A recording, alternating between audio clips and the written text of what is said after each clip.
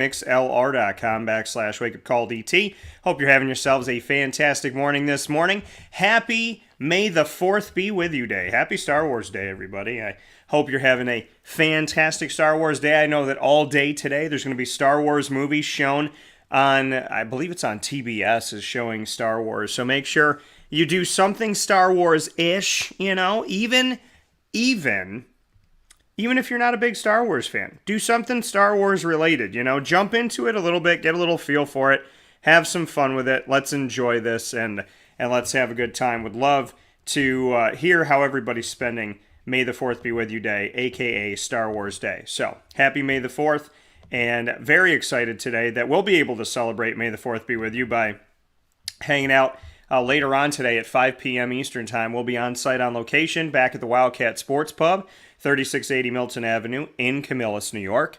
We will be there on site, on stage, on location with the West Genesee Wildcats boys lacrosse team as they are, deep within their season. We'll be hanging out with Eric Burns, who is in his first season as the head coach of the boys lacrosse team at West Genesee, and we'll have a bunch of the players there to speak as well. So come out, grab something to eat, get some drinks, drink responsibly, those of age, and hang out and watch the show. Dinner and a show tonight at the Wildcat Sports Pub, 3680 Milton Avenue in Camillus, New York. Make sure you come out and hang out with us today, May the 4th, at 5 p.m. Eastern Time. So we'll be there for a little over an hour before the team heads into practice. So make sure you come and hang out with us where sports meets that thing called life. From inside of the Cafe Kubal studios, thank you so much for hanging out with us. Cafe Kubal, of course, has a lot to offer. A lot of great things at Cafe Kubal.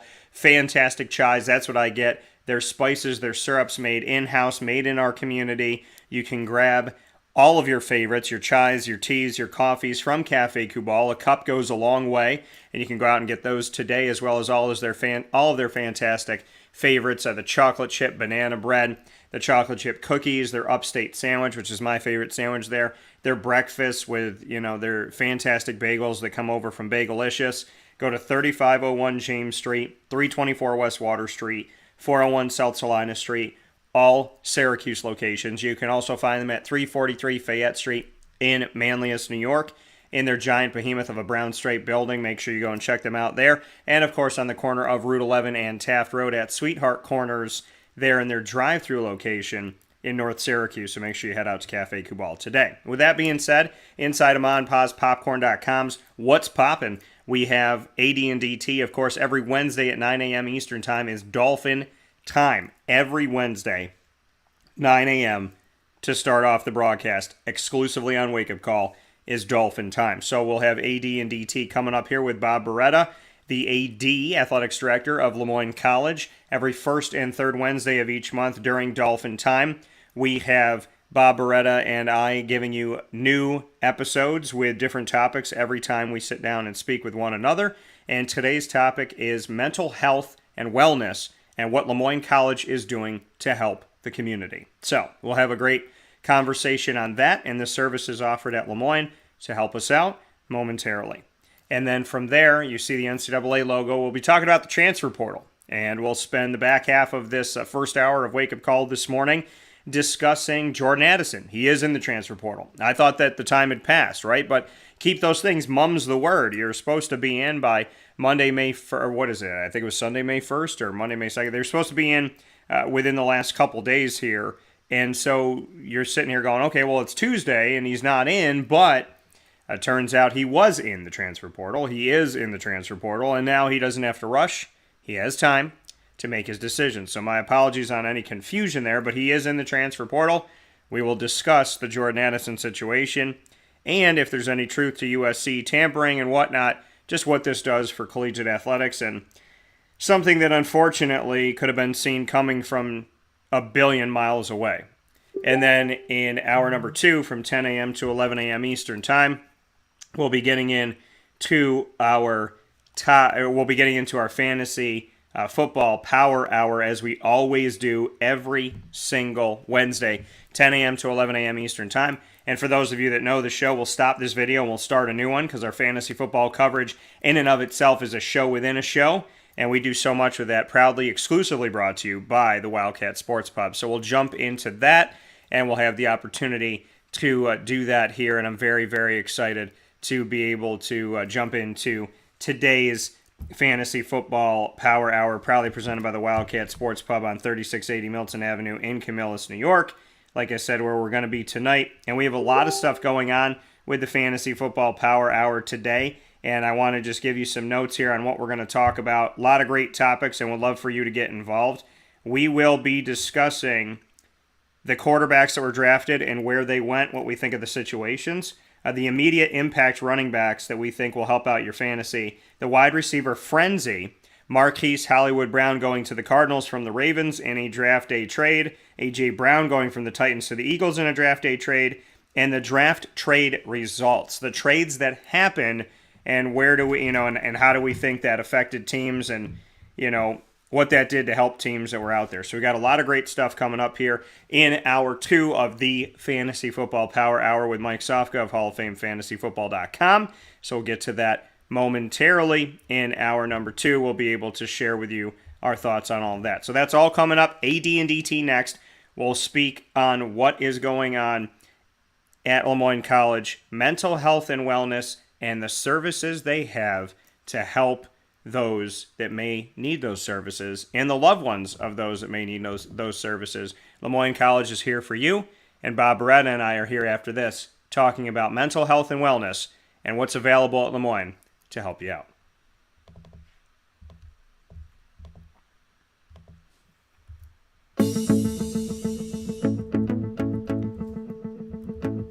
Avicoli's, located on the corner of Route 57 and Wetzel Road in Liverpool, New York, has been your trusted neighbor for decades. Located just steps from Liverpool High School, we're happy to have the Liverpool Warriors on-site, on-location broadcast at Avicoli's through Wake Up Call with Dan Tortora every single month, featuring student athletes, coaches, and administration throughout the year from Liverpool High School. Head out to Avicoli's today on the corner of Route 57 and Wetzel Road in Liverpool, New York, open Tuesday through Sunday for lunch, dinner, and drinks. We'd love to see you out there. And of course, you can call them at 315-622-5100 for takeout, delivery, and catering. That's 315-622-5100. And also find them on myavicolis.com. That's myavicollis.com.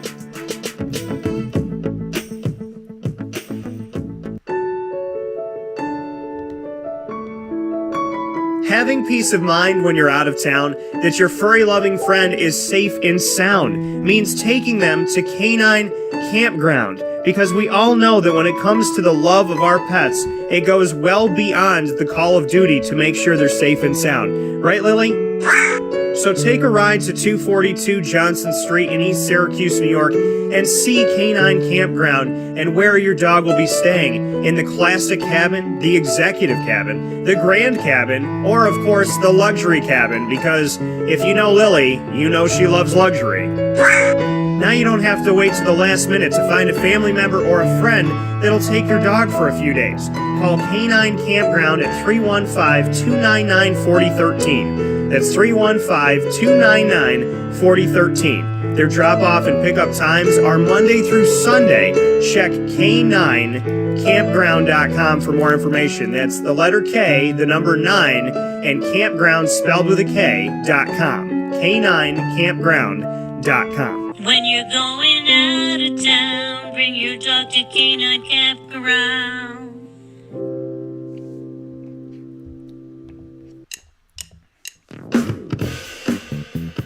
PB&J's Lunchbox, the food truck that you love finding all throughout central and upstate New York, now has a street-side cafe. So when you're craving their traditional favorites as well as their out-of-box amazing menu items, you can now head to 663 Old Liverpool Road in Liverpool, New York. Located just minutes from the highway, the Thruway, Destiny USA, and Onondaga Lake Parkway, PB&J's Lunchbox Street-Side Cafe is there for you Monday through Saturday from 9 a.m. to 7 p.m., serving breakfast, lunch, and dinner all throughout the day. Get breakfast for dinner, dinner for lunch, whatever you fancy, including their award-winning grilled peanut butter and jelly sandwich. Find them at 663 Old Liverpool Road in Liverpool, New York. PB&J's Lunchbox, where we love to know what's in your lunchbox.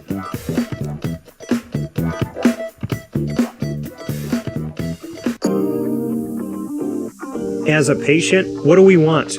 to be cared for, to be listened to, and to have someone walk us through the process on our path to victory. Victory Sports Medicine and Orthopedics does all of those things beautifully, with Dr. Mark Petropoli leading the team on 791 West Genesee Street in Skaneateles, New York, located minutes from beautiful Skaneateles Lake. Whatever your injury may be from head to toe, preventative care, rehab, physical therapy, laser therapy, and surgery are all available at Victory Sports Medicine and Orthopedics, where they care about us, they listen to us, and they understand that everyone's path to victory is a little bit different. Let them help you on yours by calling 315-685-7544 to make your appointment today. That's 315-685-7544. And find out more information at victorysportsmedicine.com.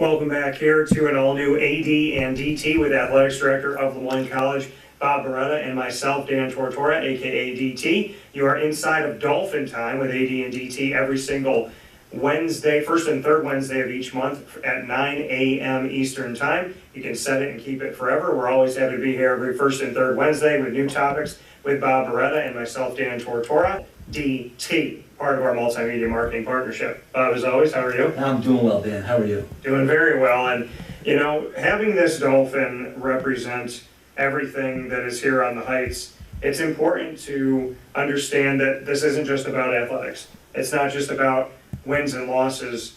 The world has become more associated with mental health and wellness. We should have always been, but Lemoyne is trying to be at the forefront of making sure that as we step forward together, we check in with each other. And I know that there's been a lot of pillars that you've made here at Moyne College to try and make sure that as we're raising the foundation of the family here at Lemoyne with a PH, that it's about mental health and wellness. It is, Dan. I'd say the number one priority in our Department of Athletics is and will always be the health and safety of our student athletes and our staff. And it's not just student athletes, but certainly those that we're entrusted with keeping safe and in a place where they feel comfortable talking to us if there are issues.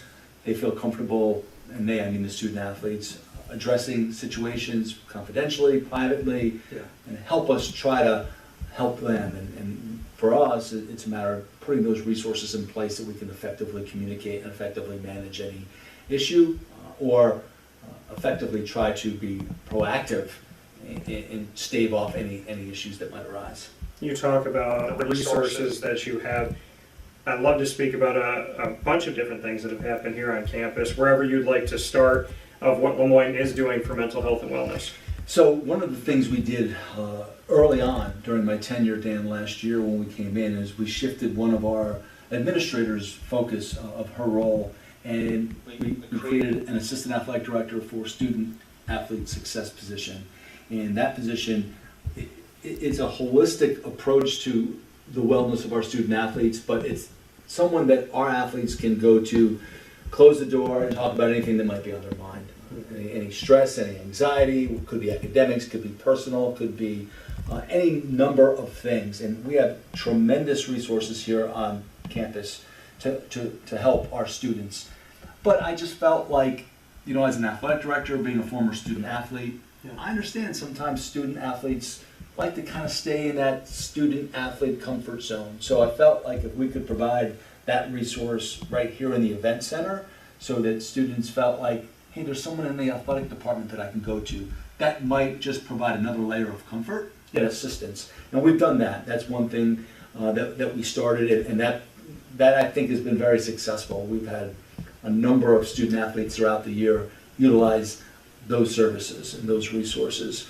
Our Lemoyne Way programming speaks very strongly to mental health and well-being. We instituted a speaker series this year, and our first speaker was Kate Fagan. Kate Fagan wrote the best selling book What Made Maddie Run back in October. And then we brought in Tony Abatini, a former Team USA vision coach, Team USA softball, and he talked about dealing with competitive anxiety, not just on the fields of friendly strife, as we used to say at West Point, but also in the classroom. How do you deal with that stress that hits you?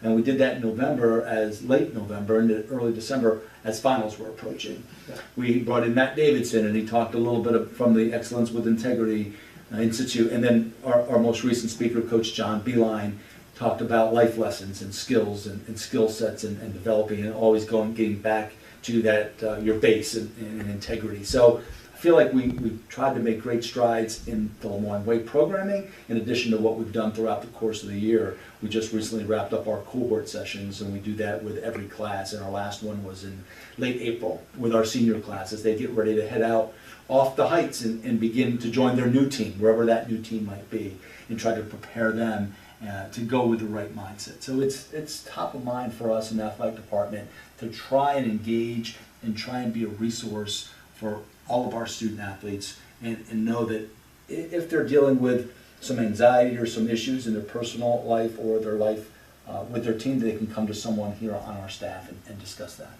You know, you spoke about the Lemoyne Way and having that speaker series. How would you define what the Lemoyne Way truly is when you are looking for the right speakers and the right messages to really have that central meaning? What does it mean to have the Lemoyne Way? What is the Lemoyne Way? Yeah, it's a great program that Matt Bassett, my predecessor here as the athletic director, and the staff began, and it was labeled Inside the L. And we just rebranded it this summer, talking to a lot of people. We wanted to open it up so it wasn't just for student athletes, knowing that we were going to inject some life skills programming, some speaker series, and we included social media training for all of our student athletes. They met as separate individual teams back in August, but we also offered that to all students. We had separate sessions for the student body at large. With our speaker series, we've opened it up to all of our students. So when we have a speaker like Kate Fagan, we also had a separate session for faculty and staff, and we invited those students that don't compete in intercollegiate sports to come down and participate in that presentation. Same thing with Coach Bayline. So I think in rebranding Inside the L to the Lemoyne Way, it just made it more inclusive. So the program itself is our shared culture, and it really ties right back to our Jesuit roots, right? All those Jesuit values that are so central to what we do at Lemoyne. Everything from Magis, right? Cura Personalis, men and women for others, all these main themes that are so focused in the Jesuit faith, and we've just tried to be very intentional in keeping it at the forefront of our student athletes' approach to life and approach to competition. How do you feel the speakers have done in bridging the gap? And, you know, for students, for student athletes, for coaches, for administration, how have they found a way to jump past the worries? Because I know when I've gone to listen to a speaker in the past, I had so many things that were on my mind, right? So many things that are kind of clouding you, or it just feels like maybe you're walking in. I liken it to walking into an office, and there's just stacks of boxes, and there's just stuff everywhere, and you can barely move to get to your desk. Sometimes I felt like that. How do you feel the speakers have bridged the gap to get to the people, to get to you, to get to someone, and let them know, hey, you know, we all kind of feel this way? Because I think it's easy in anyone's life to think, I'm the only one feeling this, I'm the only one going through this. How do you feel the speaker series has reached out to people and found a way to break through maybe all those boxes, so to speak? Yeah, a great question, Dan. One thing we've been very intentional about is when we bring in a speaker, we hope that it's not a one-shot deal. The speaker comes, speaker gives a great message, speaker leaves, and you forget about it, that's it. And you feel good for an hour and a half, and then you're back to needing assistance. We've tried to implement some techniques, some thoughts, whether that's being able to reach out to people, whether that's the beginning of some programming, some techniques people can practice on their own, and tie it back so that it's not just, all right, this has been a great session and now it ends. It's something that's sustainable. The other thing that we've done is we've always tried to tie in those conversations back to the Lemoyne way. So for instance, when we had the social media training with each one of our teams individually back in the fall, it's hard to believe it's almost been a year, but at the end of that session, we saved 5 minutes and talked about how social media behavior ties back to the Lemoyne way and back to our touchstone, back to Cure Personalis, or back to Men and Women for Others, or back to social justice, all those types of things.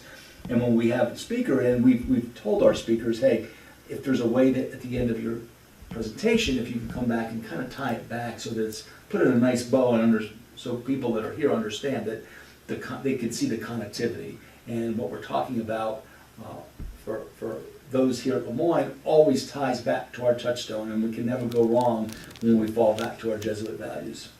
And so when you've had these speakers, do you feel like they can all connect to each other, almost like different episodes in a TV show? Is there that baseline that we still know what the TV show is? Do we still know the Lemoyne way that's been kind of strung together amongst these speakers that may not know each other? Do they still connect in some way? Yeah, I think that they have this year in particular, and that necessarily wasn't the goal at the start when we outlined our speaker series. We talked to our student athletes in the summer and asked them, or at least a grouping of them, what would be the topics you'd like for us to address? And in some ways, that they weren't connected at all. In other ways, you could find some threading. Yeah. So I think in the 4 speakers that we put together, looking back now and reflecting on holistically that group, they were threaded very, very well. From social media, from Kate Fagan, we went social media, which really wasn't a speaker, but it was part of the programming, into Kate Fagan to show how it all affected mental health and how, Kate's experience when she wrote the book, What Made Maddie Run. It was about a young athlete that went to Penn and took her life, was a cross-country and track and field runner. And she gave us great insight as to why and some warning signals and things like that. And then we tied it in a month later or 6 weeks later to Coach Abatini, who came in and talked about dealing with competitive anxiety and how that affects mental health and how you prepare and how you can try to put yourself in the best position to be successful in those high-stress situations. Yeah. We came back in January and had Matt Davidson talk about really the basic elements to ground ourselves back to that inside the L, inside the Lemoyne Way programming and the excellence with integrity, to really review our touchstone again and talk about the gratitude attitude, which was our theme this year. And then with Coach Baline, he talked about that gratitude attitude. That was first and foremost in his presentation back in April, was about being grateful and how you build team and all those things that are necessary for success, both individually and in a team setting. Coming here from Bob Beretta, Athletics Director at Moyne College, myself, Dan Tortora. FAA, another thing that you brought here with, connecting with student services and whatnot. Just what you can tell your version of the FAA, because we know that acronym, and here it has a very special meaning at Lemoyne. It does, Dan. So at West Point, we had something that we call the Officer Representatives Program. And that aligned a senior military officer with every athletic program. And then that senior military officer was able to build a staff of junior military officers. And that individual was charged with serving as a mentor, a military liaison, an advisor. They helped on the road. A representative would travel with every team on the road, help with some administrative duties. And I felt it was an unbelievable model. I always felt that if I was going to be fortunate enough to lead an athletic program someday, I would like to model that program wherever I went, because I thought it was a template that every school should use. If you could have mentors and advisors and faculty members somehow associated with your athletics program and build that bridge, who better to serve as a mentor than some of our key staff and faculty members, particularly our faculty. So I began floating this idea right when I started. The second day that I was here with our faculty athletic rep, Dr. Sean Ward, mentioned it to him. He was very supportive. He thought it'd be a great idea.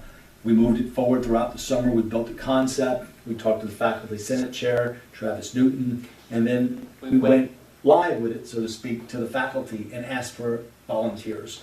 And so FAA for us stands for Faculty Athletic Affiliates Program.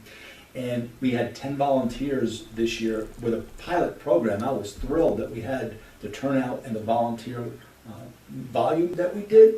We have 16 programs. There's 21 athletic teams here, but track and field and cross country, we would have one FAA assigned to those 6 teams. So we were very fortunate that we had 10 very influential members of our faculty, people that have been ingrained in this community for many, many years, serve as FAAs for us this year. And those FAAs, I really wanted to make that program, let those members build to what they wanted to look like this year. At Army, those ORs, they go to practices, they're sitting on team benches, they're traveling, and I understand in a civilian institution, time demands of those faculty members is lessened. So I didn't want to put in these very stern guidelines, so I let the faculty members, if they want to travel with the team, we'll pay for them to travel. If they want to sit on the bench, they can sit on the bench. They want to go to practice, they can do that. And we've seen tremendous engagement. It allows us to build that bridge with the faculty. I think we have 10 great ambassadors for the athletic program now out in the community. Some have invited team members over to their house for dinners and Super Bowl parties and things of that nature. So I think it also provides our student athletes a window into the world of faculty life, and they can see the demands that our faculty have. So it's not just a one-way street. It's, hey, we're educating our student athletes and let them see the other side of faculty members. So it's been highly successful. I've been pleased with the first year of the program, and I think it'll only continue to grow as we move forward. And so to bring it all together of these different pieces that you have for students, student athletes, faculty, administration, and really the Lemoyne family in general here on the Heights, mental health and wellness to you personally means what? It's everything. It's the most important priority of our department. We are entrusted with the health and safety of every student that attends Lemoyne, but in the athletic department, those 385 student athletes, every one of them, I view every one of them as my son or daughter, right? I feel like I have that great responsibility to make sure that they're protected in a safe and healthy environment. And everyone's going through struggles, we know that. So all we can do is try to put the resources in place, try to be present, try to establish relationships. One thing that we've done with our sports administration model that we instituted here back in the summer, we have an administrator assigned to every program, and we conduct 360 meetings. So it's a 360 look at the program. We do it at least twice a semester, and the model is that every support staff member assigned to that team, to include athletic trainers, strength and conditioning coach, FAA members, student athlete success person, has ability to kind of participate in these meetings, and they're meant to be proactive, so that if you hear common themes about an athlete, that maybe the trainer noticed an athlete is a little bit sluggish this week, and then maybe the athletic trainer overheard something. It allows us to get an insight and identify any issues that might be on the cusp of occurring before they occur, and it gives us that proactive approach to address any concerns and any stressors, any anxieties that one of our student athletes, or more than one, many, might be experiencing at that moment in time.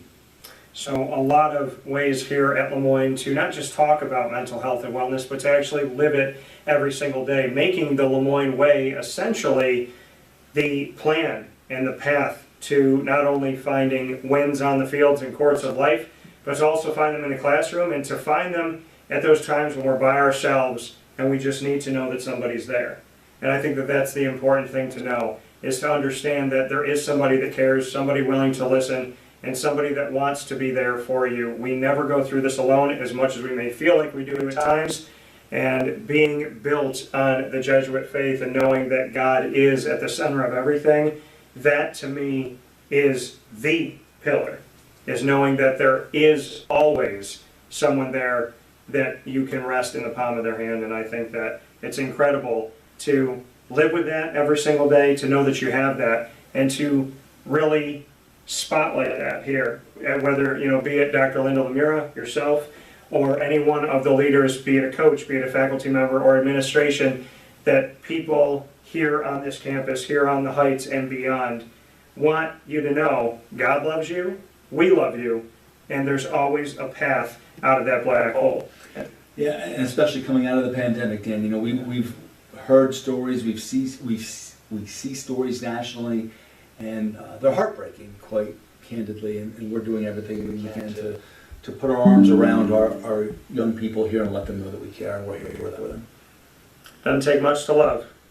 So we appreciate y'all for being here on AD and DT with Athletics Director of Moyne College, Bob Beretta, myself, Dan Tortora, aka DT. We're here with you Wednesdays at 9 a.m. every first and third Wednesday for Dolphin Time. Those second and fourth Wednesdays are Dolphin Dive, where we dive into the stories of student athletes, coaches, administration, as well as future Dolphins and alumni. We look forward to having you here every Wednesday at 9 a.m. and all throughout each month with our specials we have in Lemoyne. You never know what's coming up next, and we appreciate you for being with us. So as always, as we always like to say here, and I say to you as well, fins up. Fins up, Dan. Thanks. Thank you, Bob. We'll talk with you soon.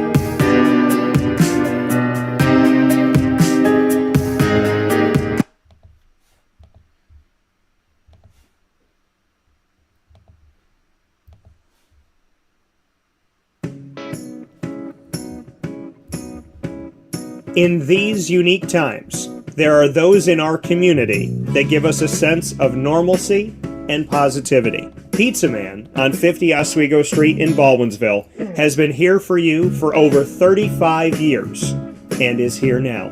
Call 315-638-1234 or order online at pizzamanbville.com to bring those familiar tastes into your home. And remember to come see our monthly on-site broadcasts centered around the community and our Baldwinsville beats. Pizza Man in Baldwinsville. Any way you slice it, they are always here for you.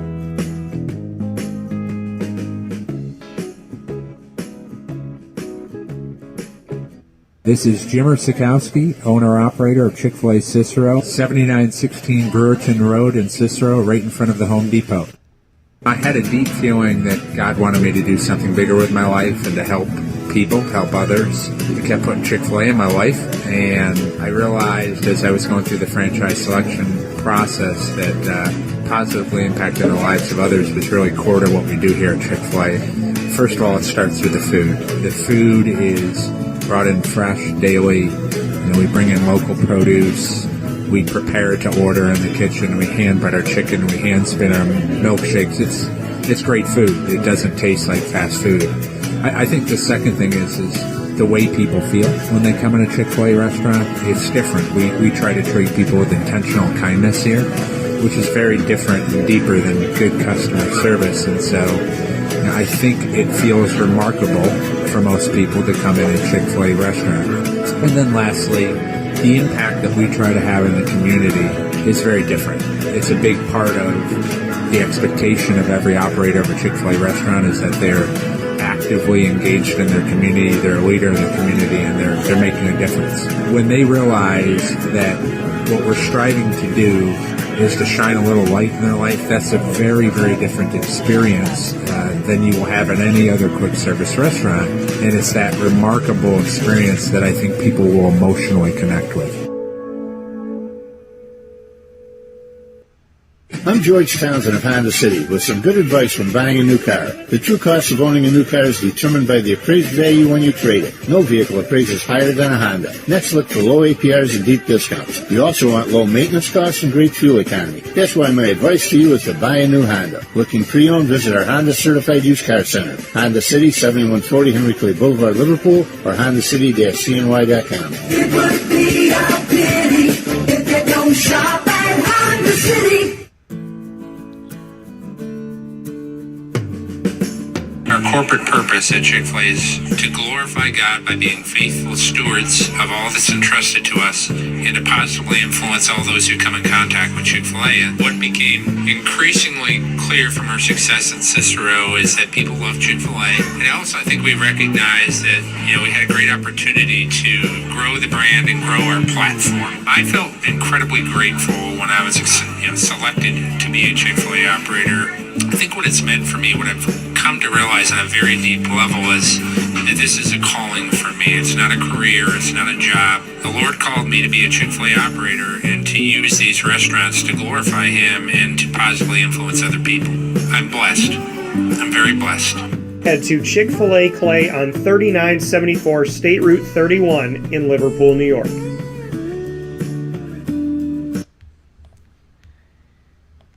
Welcome back here to Wake Up Call with Dan Tortora inside of the Cafe Kubal Studios. Happy to be here with you, hanging out where sports meets that thing called life every Monday through Friday from 9 a.m. to 11 a.m. Eastern Time.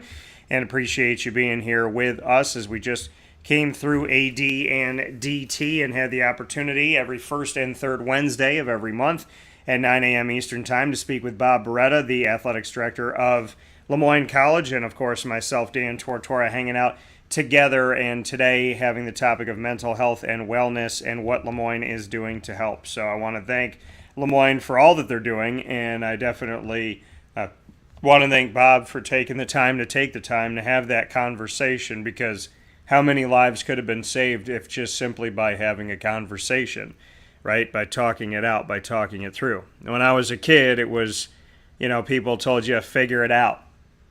Find a way, do something. And we didn't have the services, or if the services were there, we weren't made known of the services. So, back in the day, I didn't have that. I didn't have the opportunity to feel like you didn't always feel like somebody was listening. And that is something that, really got to me over time, because I needed that. I needed that support. So I'm so thankful that Moyne College is taking steps and doing what they can and trying to help, because we need it. And I want to thank Bob for talking about it. I want to thank Dr. Linda Lemura, the president. I want to thank, the faculty. I want to thank Bob Beretta and the athletic department. I want to thank the coaches and everybody involved to try and help each other out. And listen, this isn't just about the students and the student athletes. This is about the coaches too. It's about Dr. Linda Lemura. It's about Bob. We all have days, and we all need help. And we all have moments where we just want to know that somebody's there, that somebody's listening, that somebody cares, that the nightmare that we're feeling will stop. And having somebody make it a point, having a community around it, that definitely is something that I appreciate. And so, we have to have a community around it. We have to. And I just am grateful that, once again, Moyne has taken the time to reach out and care about the things that really matter. So that means a lot to me, and I want to say thank you for that. With that being said, I want to continue the conversation, taking a look around the sports world. We're going to be getting to the draft and breaking it down with Mike Sofka here. We've done a lot with the draft here on Wake Up Call with Dan Tortora over the past few days, over this past week, right? We did a couple weeks of breaking down position by position, what players you can look to and whatnot. Then we moved into the draft itself, and we did our live on-site, on-location draft, which was awesome and a ton of fun for us to do at Pizza Man Pub on 50 Oswego Street in Baldwinsville, New York, with Pitt Panther national champion Al Romano, who came from Central New York and played with Tony Dorsett, and the Beeville Bills backers president Jeff Cook. So God bless to them both. And we got to hang out and do that on day one of the draft. Then I continued throughout the entire 3 days of the draft to send you messages on our social media: Facebook at Wake Up Call DT, Twitter at Call DT, Instagram at Wake Up Call _DT. And then I examined all 32 teams' drafts as we were in round 6 and 7. I got on and did another bonus show talking about each of the teams and how they drafted and what my overall thoughts were. And now we're here today to discuss specific topics coming from the draft and around the draft with Mike Sofka of Hall of Fame FantasyFootball.com. So very excited about this and definitely looking forward to every little bit of it. So happy to be here with you and hanging out where sports meets life. But before we get to that, I do want to discuss Jordan Addison. And, he's officially entered the transfer portal. Now, this is where he is. He's in it. And there was the considering of it.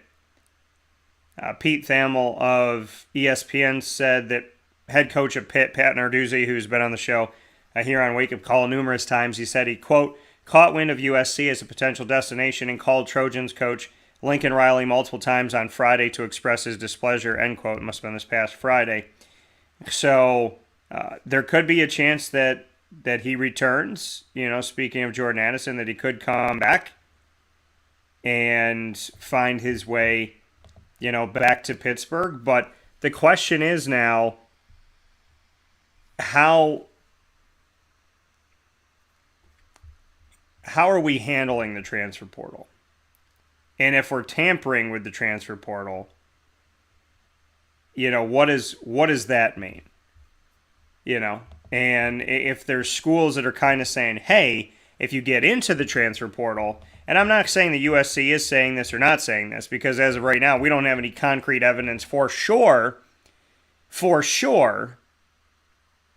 beyond doubt that they did this. But for argument's sake, let's say that teams are doing this, right? Let's say teams are tampering. Let's say teams are trying to put you out, they're getting in touch with these players ahead of time, right?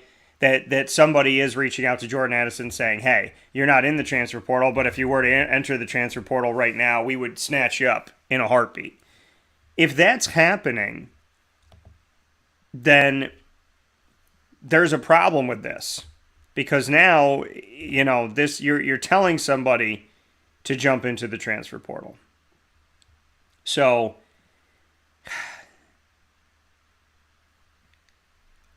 we'll see how this shakes out. And, ultimately, now the deadline to enter the transfer portal without requiring a waiver to play in 2022 was Sunday. Pitt compliance officials had 2 business days to put Addison's name in the portal, with Tuesday the last day it could have appeared. So now that we're seeing this, obviously he lost his quarterback, right? He doesn't have Kenny Pickett. So Kenny Pickett drafted first quarterback off the board, which I thought he would be, and drafted 20th overall to the Pittsburgh Steelers. So from Pitt to Pitt. But now, it opens up the question to what is this transfer portal doing to collegiate athletics? And I've had this discussion for over a year. I had the discussion on what it could do and what it has done and whatnot. I'm not surprised. I'm not surprised at all. And I don't think anybody should be surprised that there's teams saying, hey, if you come and play with us, and that name, image, and likeness is involved in this too, right? Name, image, and likeness makes an amateur player a professional. The transfer portal creates that professional side of it too with free agency, essentially. So you're telling me that no coaches in America, when they've already tampered and they've already done things, there's already been things that have happened throughout time that people don't know about, that maybe nobody ever got in trouble for. To think that every coach has followed the rules all the time, that's insane. Okay? It's insane and it's ignorant to think that. Now, do I wish they did? Absolutely. Do I hope they do? Absolutely. But I've heard stories about things that have happened at this school and that school 30 years ago. I hear stories from people. The more I know, the more I don't like of hearing about collegiate athletics and what's happened and, people shaking your hand with $500 in their hand and after a game and, that's an NCAA violation, but here we are. So And that was happening 30 years ago, 40 years ago, 20 years ago. So, I mean, really for me, I'm upset and I'm frustrated with the fact that name, image, and likeness can be used in the transfer portal to entice somebody, and that somebody can reach out to somebody that's not even in the transfer portal. Because then at that point, what's the point of even having the transfer portal? Just call it free agency. How about this? Every single year, every coach, all their players are available for the taking from somebody else. I mean, do I want that? No. But if that's what it is, and that's what's happening, then, that's where we are. So we know he's in the transfer portal, and we know he's in a position right now where he could go wherever he wants to go. And he has time. Now, he could go anywhere in the country being in the transfer portal. Literally anywhere. And where he decides to go from here is up to him. Now, the transfer portal came into effect October 15th, 2018, providing athletes a path to explore their options. Players don't have to ask permission from their coaching staff in order to transfer anymore. They merely need to request that compliance enters their name. Usually it takes 24 to 48 hours for a player to appear following their request. Schools are free to contact a player without restriction once their name appears in the portal. When a player entering their name in the transfer portal, while a player entering their name in the transfer portal means they intend to explore their options, it doesn't mean that they will leave. A player is free to withdraw their name at any time. However, schools are under no obligation to keep that player. We saw it happen in basketball, right? We saw it happen with Syracuse's basketball team. John Bolzak, when there was that run on just guys running out of Syracuse, John Bolzak put his name in the transfer portal, and then he came back to Syracuse. Now, Syracuse didn't have to let him back in, but that's what's happened. So there were 2,646 FBS players who entered the transfer portal during the 2020-2021 transfer cycle.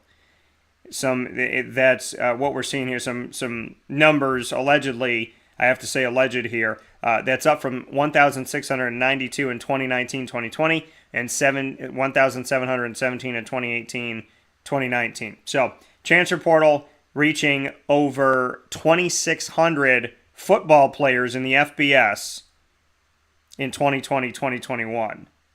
Now, and then there's also, you are allowed to transfer once in your career without having to sit out a year in residence. That means all players who enter the transfer portal for the first time are immediately eligible. So there's a lot of things with this transfer portal that allow you this, and thanks to 247 for some information, some background on that. I want to credit them for that because they made it very concise here, and I appreciate that. But, in reality, that's where we are, right? Okay, we're in a place where the transfer portal continues to grow. It continues to balloon.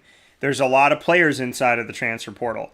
When you are a first-time transfer, you don't have to sit out a year. When you are a first-time transfer, you don't have... Okay, let me go back. So the transfer portal comes out, right? You can go into the transfer portal for the first time and you don't have to sit out. If you are a first-time transfer, you are immediately eligible. In the past, you used to have to sit out a year. If you tried to transfer within your conference, they would make you sit out, in some cases like the ACC, 2 years. So you would just sit and wait for 2 years, go to school, but couldn't play. And so where we are right now with the transfer portal, not only can you transfer as a first-timer and be immediately eligible, you can also transfer anywhere. Coaches used to give you a list, right? Here are all the teams you can't go to. We're playing all these teams. These are all the teams in the conference. These are the coaches I don't like. There were situations where I've talked to people that were transferring that told me, Dan, on the list of places I wasn't allowed to transfer to, those were the coaches that wanted me the most. Those were my best opportunities. Those were my best shots. Those were the places that really I could have done well to go there. And the thing is, so back then, the coaches had all the control, right? The coaches had all the control. They could sit there and tell you, well, why would you want to sit out a year? Try to talk you out of it. Oh, you want to go in conference from Duke to Syracuse? Well, now you got to sit out 2 years. So why would you do that? Well, here's a list of places you can't go. And I know that you're talking to NC State. And I know that you're talking to North Carolina. And I know that you're talking to Texas. And I know that you're talking to Oklahoma. So they're on my list. You can't go there. There are players that have told me, person to person, Dan, the list that they gave me, on that list were the best places for me. They were the places I was looking to go to. They were the ones that had recruited me before, were going to recruit me again. So to me, it was very unfair on the side of the coach in the school in the past. But now, a player, if you're a first-time transfer, you got no restrictions. You're immediately eligible. You don't have to ask the coach for permission. You just have to go to the compliance office.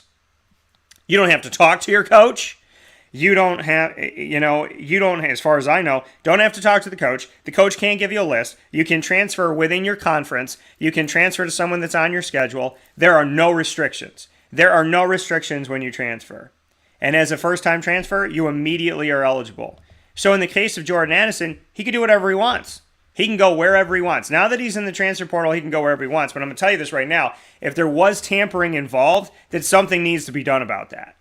Because if there are coaches out there, and it could be Lincoln Riley out of USC, it could be anybody. If there are coaches out there that are getting in touch with players via social media, through somebody else, text messages, phone calls, whatever, meeting each other at a diner, I don't care. If there are coaches, if there are schools, if there's anybody in an institution, I don't care if it's the janitor, if somebody is reaching out from a school to a player not in the transfer portal, because once they're in the transfer portal, it's free reign. But if there are people at schools reaching out to players, talking to these players, trying to entice them to leave the school that they're at, enter the transfer portal, and come to them before they're in the portal, that's wrong. And there needs to be, that's got to be, a case where the NCAA has to act. Now, the NCAA president, Mark Emmert, says he has no control over college football. So I don't understand what his job is, because if you're the president of the NCAA, but you have no way to regulate college football, then college football is under the NCAA, then it shouldn't be under the NCAA, because and he's like, well, everybody wants a czar, but nobody wants a czar. No, I want a president to be a president. If the president of the United States had no control over the 50 states and no connection to the 50 states, and these 14 states do what they want, and these 17 states do what they want, and these 3 states listen to the president, that's a dysfunctional family. If you have a father who, is trying to corral their kids together, and they say, well, I'm responsible for one of them, but not the other 2, that doesn't work out either. So, to me, you have to be responsible or get out.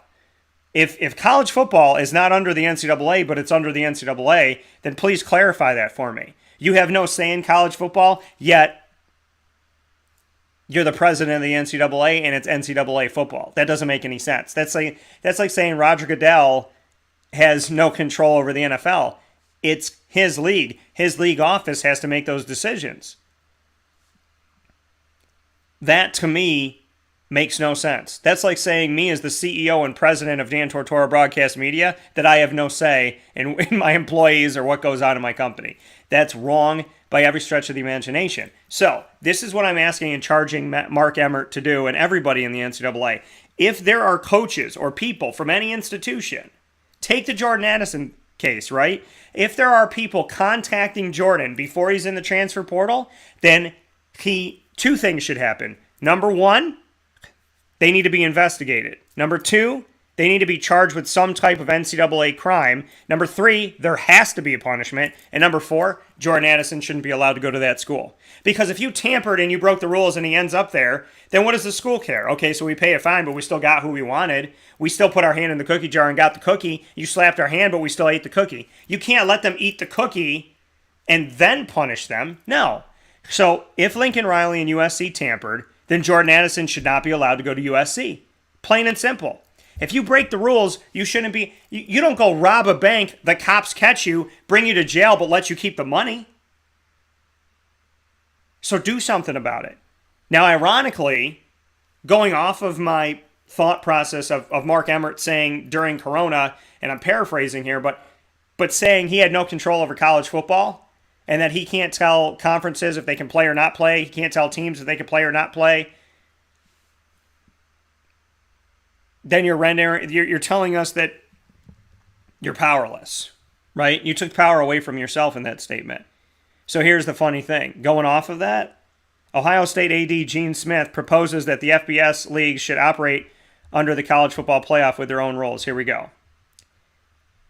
So taking a look at this, Ohio State Athletic Director Gene Smith said this past Tuesday, May 3rd, that the FBS conferences, which there are 10 of them, should operate under the umbrella of the college football playoff with their own rules and structure, while the NCAA continues to host championships for basketball and Olympic sports. Gene Smith said he was just throwing the ideas out, but we know that there's pull at Ohio State. We know there's pull with the Big Ten. So, schools that offer 85 scholarships, quote, need different rules, is what Gene Smith said. He said that they could create a minimum standard for membership. He said, quote, we can create our own rules, create our own governance structure, have our own enforcement. We have our own requirements, whatever that might be.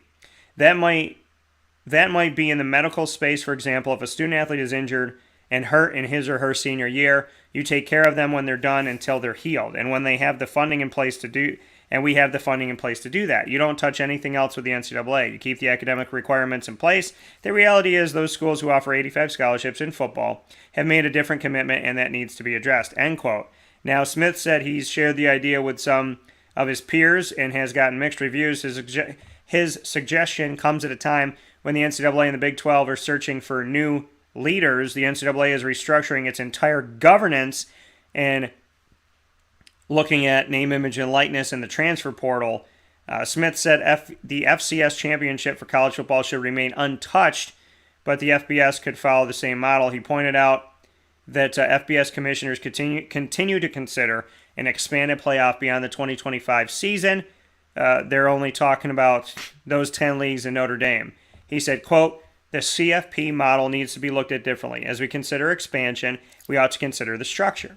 The reality is we need to begin to control our own space. We've got to make sure we're careful with antitrust, but at the end of the day, we need different rules. End quote. Colorado Athletic Director Rick George said he's been saying for years that college football needs somebody to oversee the sport in the same way college basketball is run with Dan Gavitt, who is the Senior Vice President of Basketball at the NCAA. And Colorado Athletic Director Rick George said, quote, college football needs the same thing, end quote. So, I mean, here's the conversation. Here it is. Here is the conversation in and of itself. I'm giving it to you. I have said this repeatedly. If there's nobody controlling college football, then somebody needs to control college football. Because you have the Wild Wild West. You have a president who's saying during Corona, I can't tell conferences to play or not. I can't tell schools whether or not they can play. Yet you punish coaches and you punish players within those schools and within those conferences. That makes no sense. If you don't have control of the big picture, you don't have control of the small picture of those pictures that make up the big picture. You don't have that. Number one, so there's Mark Emmert. Throw that out the window, okay? He just said, I have no control, so you have no control.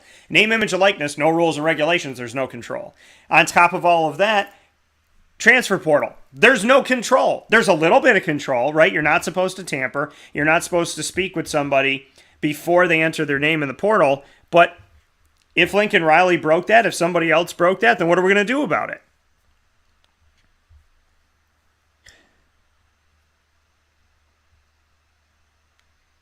So, ultimately, things need to change. Now, coaches are looking at transfer windows. Now, Todd Berry, the executive director of the American Football Coaches Association, said yesterday, Tuesday, May 3rd, that his group would like 2 transfer windows for players to enter their name in the portal.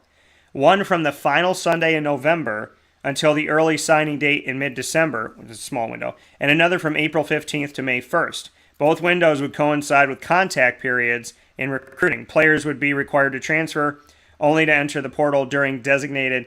Players wouldn't be required to transfer, but just to enter their name in the portal during those designated time periods. And if they do that within the recruiting windows, then it helps coaches to know who they're going to have and not going to have. Think about it right now. If you're Pat Narduzzi and you lose Jordan Addison, it's May.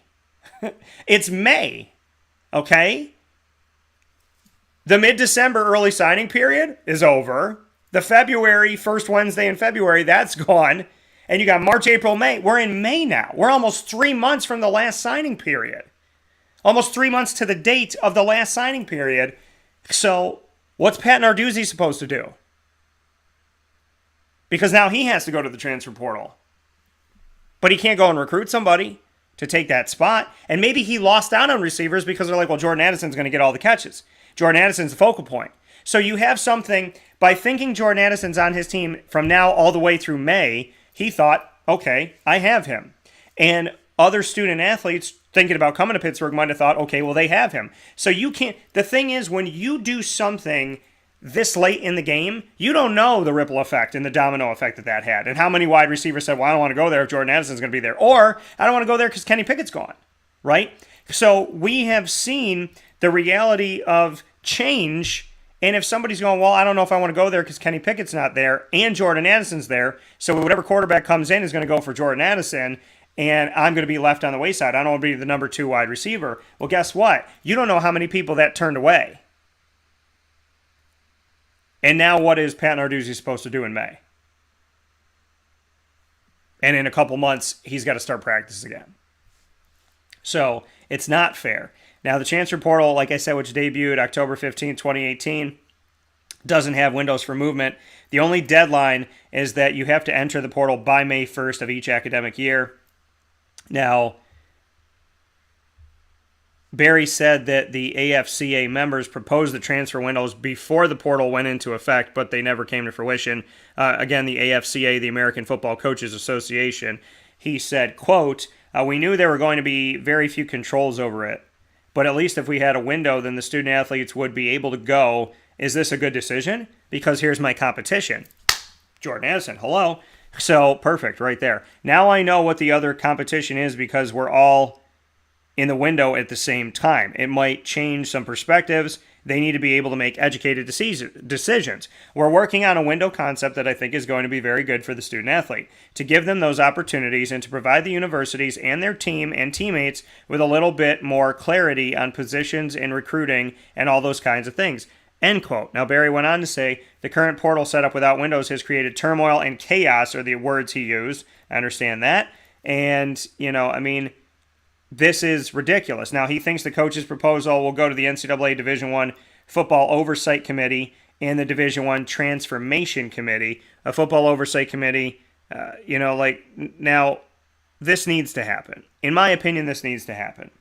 Now, Arizona coach Jed Fish thinks that they're important to have these windows. He said, quote, there are 2 legitimate windows after the season and after spring practice. To assume they can make a decision after just a season, you're assuming that recruiting isn't going to play a role. You have to see who did they sign, what did the recruiting class look like, and then spring ball, who came early. I thought I was the second back, but I'm really the fourth back. Who left early? You have to give them the opportunity, end quote. Now, Barry said that the AFCA also looks at eliminating the maximum of 25 initial scholarships coaches are allowed during each recruiting class, saying that teams should be allowed to reach the 85 scholarship limit on their own timetable. He mentioned one school that has as few as 62 total scholarship players. So, that's the other part of it. Now,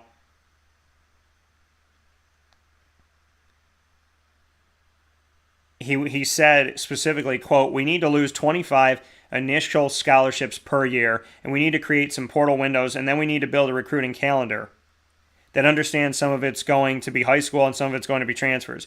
And you got 2 transfer windows to work around. And so it's going to take a reworking of the calendar, but we need to find out first if we can get the portal windows put in. Listen, and end quote.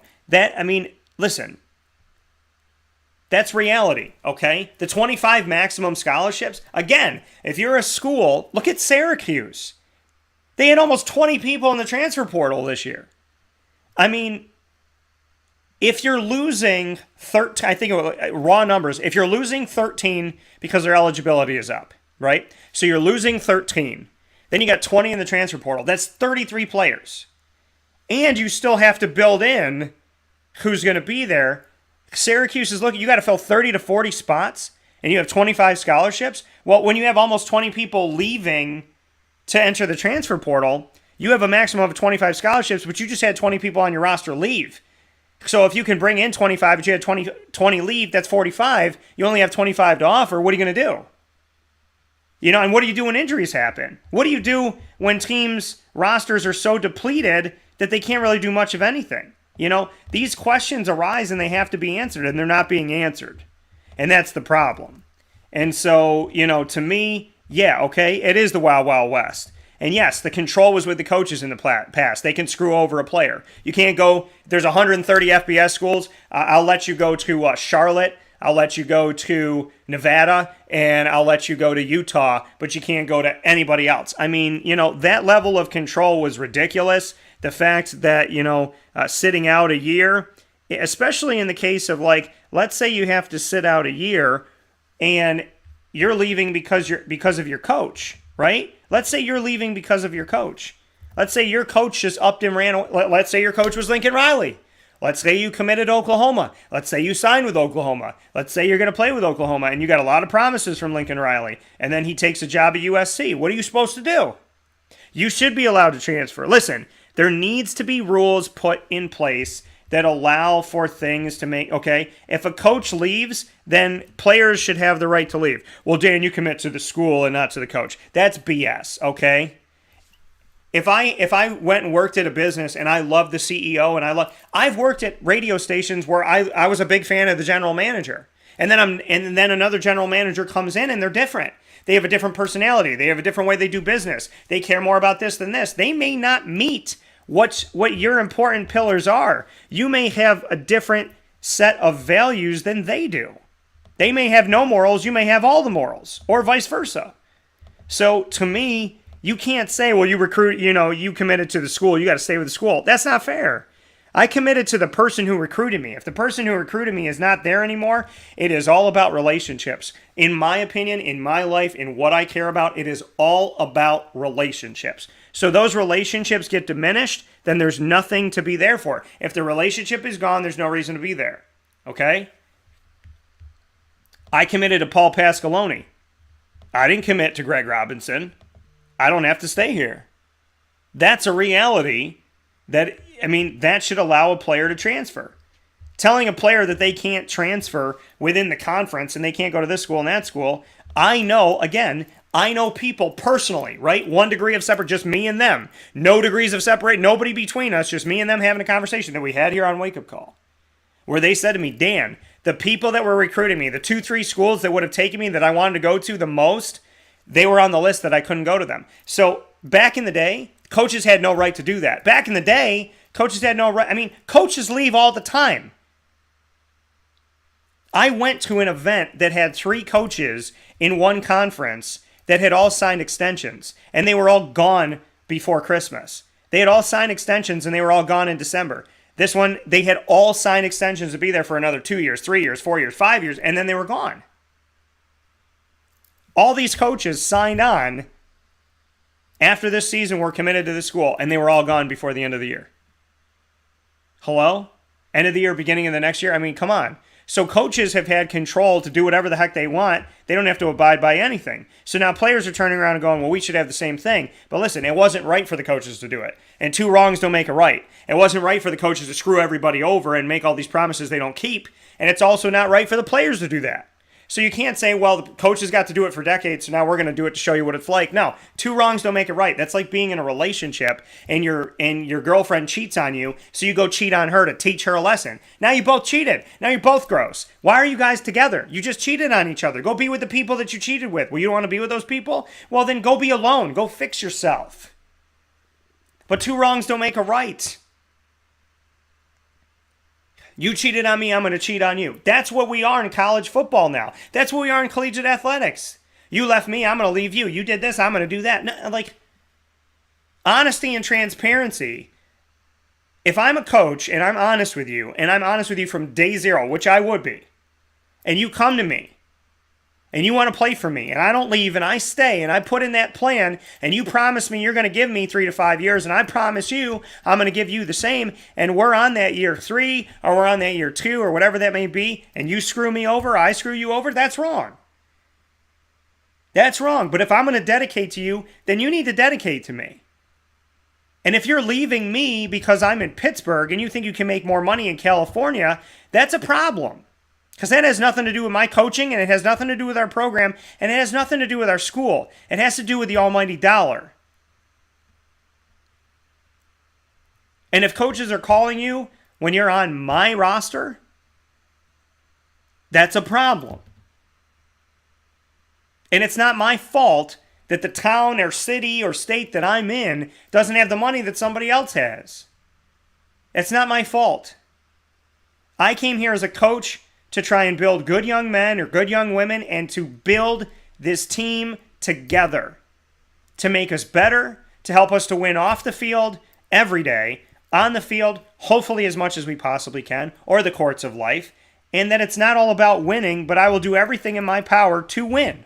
I will do everything in my power to put us in a good position. You want to leave? What is your reasoning? I want to be closer to home.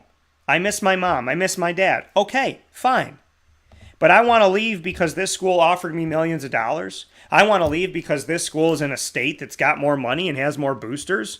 I want to leave because this school has the opportunity to, listen, you want to go to the NFL, and that's another BS reason. Okay, well, USC can get me the NFL. Who is USC sending to the NFL in recent history? Who of merit is going to the NFL from USC? Pitt is sending guys all the time. Hello? Kenny Pickett, Aaron Donald, Larry Fitzgerald? What are you talking about? There's guys going from Pitt. James Conner? There's guys that are going all the time.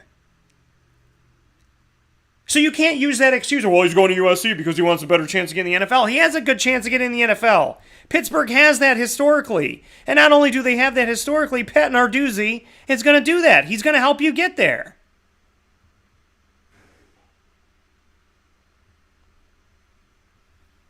So that's ridiculous to me. Don't tell me that's the reason. That's not the reason. Because Pittsburgh can get you into the NFL. So stop that nonsense. Just say what it is. Okay? Name, image, and likeness being utilized. See, all we did was we took all of the rules violations and we essentially pulled them all back. The NCAA did that, right? Because boosters can give you money now, and this person can pose as a business, and this person could do that. You can tamper all you want. What they did is, by creating the transfer portal with little to no restrictions, you created a world where a coach can shake your hand at the end of the game and say, hey, I think you should come play for me. Could be as simple as that. Could be as simple as that. Shaking hands on the field, you should come play for me next year. You know what he could say? Get in touch with my quarterback, because it's not the coach. It's not the coach. It's not the coach. Lakey Riley could say to one of his recruits, hey, call Jordan Addison for me. Tell him what I'm about to do here. That's a loophole. He's not in the transfer portal. Coach isn't contacting him. This player hasn't signed. Or maybe the player did sign, but he didn't report yet. You know what I mean? And the player's not the coach. Players recruit each other all the time. So you don't have to worry about that. That's your loophole. Name, image, and likeness. That's your loophole. Why don't you come down to Texas? We got more money than Wyoming. You're a great offensive tackle for Wyoming. You come down to Texas, we'll get you an NIL deal. You're not going to get anything up there. What do you get up there? $1,000? We're going to get you $1 million. Everybody should have saw this coming. Everybody should have saw this coming. And I'm not saying that players don't deserve something, some type of compensation because of everything that the NCAA makes off of them. But let's be real, folks. Why are we talking like a free education isn't something? That's like them getting, an $80,000 stipend every year from Syracuse? What is tuition at Syracuse now, 80 grand? Okay? I was a good student who had almost a 4.0. I busted my tail. The place I worked at gave me scholarship money. The school I was at, Marywood, gave me a presidential scholarship. And I'm still paying student loans. And I'm 36. And I took the minimum of student loans. So let's be real about something. Can we stop talking about the fact that we didn't give anything to the players? We're giving something to the players. They have a free education. Do you know how ridiculous it is to charge somebody 80 grand to go to a school? $80,000. And you got to put all the work in. If you're a student, you got to put all the work in. You're paying 80 grand and you got to put all the work in. They're not doing anything for you. Well, we're giving you room and board because I paid for it. Well, we're giving you great classes because I paid for it. Well, we're giving you a fantastic learning experience because I paid for it. Well, we upgraded our buildings because I paid for it. Can we stop talking about the fact that the people that are getting a free education don't even have to get great grades? They have to get okay grades, right? You can float around as a B minus, a C plus student, not give a crap about college, and you're in good shape and you get a free education. Yet I'm a person who's an A student across the board almost, 3.93 in my major, 3.82 overall, and the 3.93 is a technicality because I was sick during my last semester, so I got an A minus instead of an A because I couldn't be there for everything. Let's be real, folks. Let's be real about this, okay? I love student athletes. And I think that people making money hand over fist, I think if you're selling my jersey, that is my likeness, I get money for that. I've always been a proponent for that. You sell a John Wallace jersey, a 44 when he's playing, he needs to get a cut of that. And a very small percentage of players will ever play professionally. So the money that they're going to make while they're in college. So yes, they deserve something. But can we stop acting like getting a free education isn't part of something? It's a part of it. Okay? I would have loved that. I play on a basketball team and let's say I'm a bench player. Let's say I play cumulatively 13 minutes a season, but I didn't pay 80 grand for my education times 4. Times 4.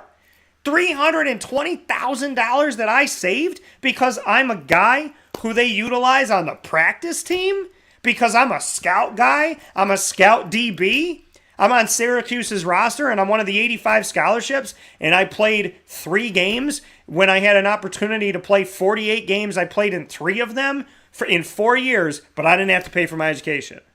Can we stop talking like that's not something, that we're not already giving them something? That is something. It's not something? Okay, guess what? Then how about this? How about I get a free education? How about I go get my master's right now at Syracuse University and I don't pay anything? How about that?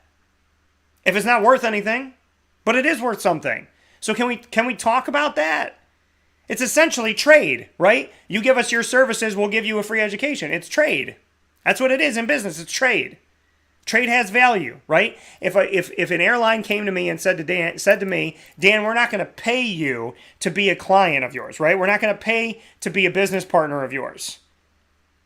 So instead of paying you $4,000 a month to run commercials and do different things on your show, instead of giving you $4,000 a month, we're going to let you fly for free. Well, you're not giving me money, but you're saving me money. You're not giving me $4,000, but what if I have $4,000 of flights? Then essentially you did, because I'm not flying, or I'm not paying for my flight, right? If a hotel says to me, Dan, you work with us, and we're going to give you free hotels everywhere you go. You're not giving me money, but you're not taking my money. So in a way, you are giving me money. Because if I'm making $6,000 a month, and I know out of that $6,000 I'm paying $1,000 a month to go to stay at a hotel, well now I'm saving $12,000 a year, so I'm not paying it. So you're not paying me, but you're giving me something. You're getting a free education. Stop acting like that's nothing. I'm not saying players don't deserve something, but I'm saying can we stop acting like they're getting nothing? Name, image, and likeness is a massive problem because who didn't see this coming? Who didn't see somebody saying in San Antonio, why would you be in Syracuse, New York when you could be down here in San Antonio? We got that money like that. We can give you more sponsorships. We can do that.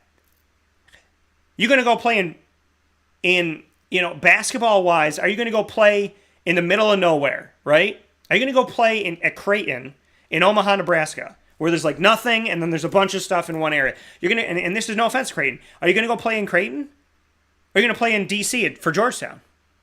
Same conference, Big East, men's basketball, but Georgetown can get you a lot more money that Creighton can't. So what are we doing? Boosters in Alabama, they can give you a lot more bank than the boosters that are at North Dakota State. What if you're playing at North Dakota State? See, we may never see a Carson Wentz. What if we don't see that anymore? What if we don't see a Carson Wentz for North Dakota State anymore? Because 2 years into his career at North Dakota State, Oklahoma calls him and says, we can get you a good NIL deal, jump into the transfer portal. And then he jumps in and he goes to Oklahoma. He's still going to the NFL either way, but now he's making a ton of money because he went to Oklahoma, and now North Dakota State is suffering. We have to do something to check and balance this thing, because there's no control over college football, and there's no control over collegiate athletics. And the sooner we realize that, the sooner we can actually get something done.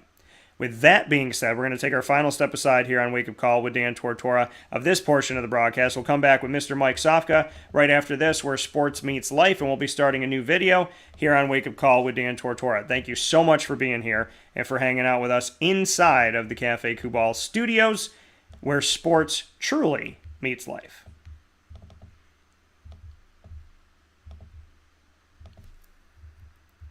Carvel DeWitt, it's what happy tastes like. Do you know why? Because we make ice cream. Creamy, rich, flavorful ice cream. Not yogurt or iced milk like some of our competitors. Ice cream. Fresh, by hand, daily. For the calorie conscious, we have something new for you. Our new Carvelite. Same great flavor, creaminess, and texture of our regular ice cream with only 35 calories an ounce. So whether you want an ice cream cake, flying saucer, dasher, carvalanche, hard or soft ice cream, we will satisfy your craving with our fresh, handmade regular or new Carvelite ice cream. Carvel DeWitt. It's what happy tastes like.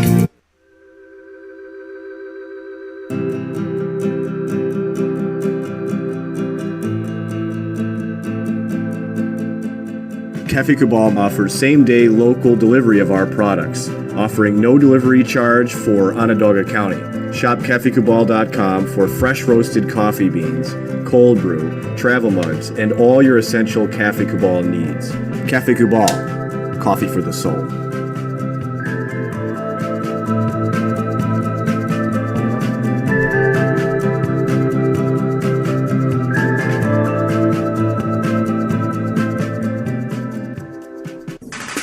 The Wildcat Sports Pub in Camillus, New York is located on 3680 Milton Avenue in the Home Depot Plaza. It is your family-friendly sports bar and restaurant. Folks, some sports bars aren't family-friendly. Some family-friendly restaurants are not sports bars. The Wildcat Sports Pub in Camillus, New York is proud to be both. It is that marriage that you've been looking for years. The Wildcat Sports Pub is your home base for your sports bar and restaurant needs, games for the kids, indoor and outdoor activities, and enough things on the menu to come back every single week and get to try something new. They're open Sundays from noon to 8 p.m., Monday through Wednesday, 11 a.m. to 11 p.m., and Thursday through Saturday from 11 a.m. to midnight. For reservations and party information, call 315-487-2222 for the Wildcat family-friendly sports pub and restaurant.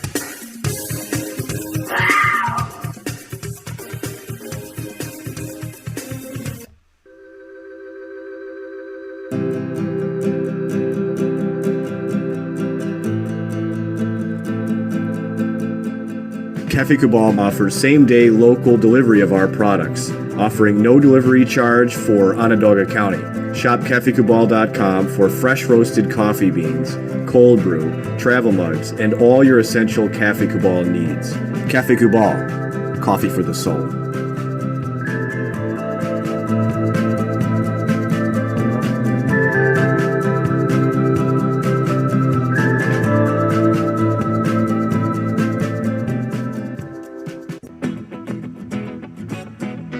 This is Amy from Mother's Cupboard, home of the whole frittata. We are open daily 6 a.m. to 1:30 p.m. For takeout orders, call 315-432-0942 and tune in to Wake Up Call with Dan Tortora for our monthly food challenge and try our Wake Up Call signature menu item available 7 days a week. Here at Mother's Cupboard, we are Central New York, and it's our honor to serve you. Ma and Pa's Kettle Corn and Popcorn Factory remind us that every day is worth celebrating. Find them at 201 Old 7th North Street in Liverpool, New York. Open Monday through Saturday in-store and all the time online at maandpaspopcorn.com. Serving our Central New York community and beyond, you can order all throughout the country at maandpaspopcorn.com. And remember to get your tins, which have in-store half-price refills forever. Ma and Pa's Kettle Corn and Popcorn Factory, available to you for fundraising and all of your events by calling 315-450-6272. That's 315-450-6272. Ma and Pa's Kettle Corn and Popcorn Factory. How corny are you? Welcome back here to Wake Up Call with Dan Tortora from inside of the Cafe Kubal studios. I want to thank you for tuning into this portion of the show. We're going to jump on to our next video. For those of you on mixlr.com/wakeupcalldt, you don't have to do a thing. But for those of you, and on wakeupcalldt.com, but for those of you here inside of the Cafe Kubal studios on Facebook and youtube.com, both /wakeupcalldt, we're going to start our new video. I want to thank you for listening to Wake Up Call and watching Wake Up Call with Dan Tortora every Monday through Friday from 9 a.m. to 11 a.m. Eastern Time on youtube.com, facebook.com, and mixlr.com, all /wakeupcalldt. Appreciate you so much for that. You can also see us on facebook.com /livenowdt, and you can find us on wakeupcalldt.com's homepage. Once the shows go live, they jump into our archive, and you can check us out by searching us on Stitcher, Spotify, TuneIn, YouTube, iTunes and Apple Podcasts, MixLR, iHeartRadio, Podbean, Amazon Music, and Audible, all by searching Wake Up Call with Dan Tortora, or one word, Wake Up Call DT, so make sure you do that. With that being stated, I want to thank you so much for being a part of this broadcast, and a big thanks to our Central and Upstate New York partners and beyond. Cafe Kubal, Carvel DeWitt, the Wildcat Sports Pub, as well as PB&J's Lunchbox, Canine Camp, Dog Daycare, Avicoli's, Mon Paz, Kettle Corn and Popcorn Factory. Go to maandpazpopcorn.com right now, anywhere in the country, and they'll deliver right to you. Of course, a big thanks and big ups to the wonderful people as well at Canine Campground Dog Boarding, Honda City of Liverpool, Pizza Man, the Millhouse Market, Victory Sports Medicine and Orthopedics, Chick-fil-A Cicero and Chick-fil-A Clay, Mother's Cupboard, and Wake Up Call with Dan Tortora are the proud multimedia marketing partners of your Moyne College Dolphins. Make sure that you check us out every Wednesday, like today, every Wednesday at 9 a.m. Eastern Time. We're here every first and third Wednesday with the Moyne College Dolphins. Definitely make sure you check us out every first and third Wednesday with AD and DT episodes with Athletics Director Bob Beretta and myself, Dan Tortora, and every second and fourth Wednesday with the Dolphin Dive with stories from Dolphin student athletes as well as coaches, administration, future Dolphins, and alumni.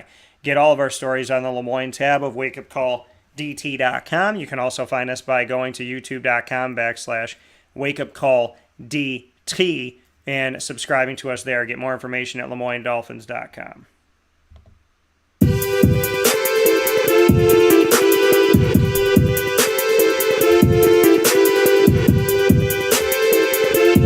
Wake Up Call with Dan Tortora is also the proud multimedia marketing partner exclusively of your Marywood University Pacers. It is Pacer Pride all the time here on Wake Up Call with Dan Tortora. Make sure you check us out with the Marywood Pacer content every Friday, coming to you with Pacer Pride at 10:30 a.m. Eastern Time to round out the week. You can also find everything at the Marywood tab on wakeupcalldt.com. And, of course, go to youtube.com /wakeupcalldt and subscribe to us today and check us out there. So big thanks to the Marywood Pacers and all that they do, with the administration, student athletes, and coaches joining the broadcast all throughout the month and all throughout the year. Go to marywoodpacers.com for more information.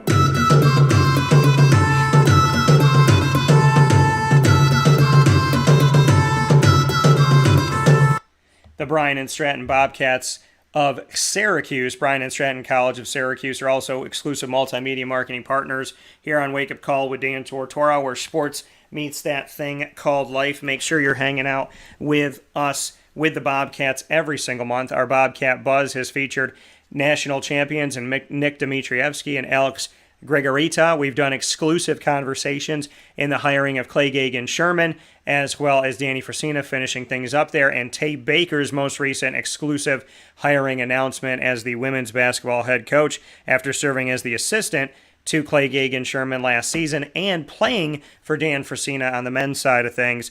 All of our stories with the Bobcats coming to you exclusively on Wake Up Call with Dan Tortora. Go to the BSC-SYR tab on wakeupcalldt.com to grab all of those stories, get to watch and listen, as well as go to youtube.com /wakeupcalldt and make sure that you subscribe there. And, of course, get more information at syracuse.bscbobcats.com. With that being said, here on Wake Up Call with Dan Tortora, follow us over to our new video that we're going to have with Mike Sofka right here on Facebook.com and YouTube.com.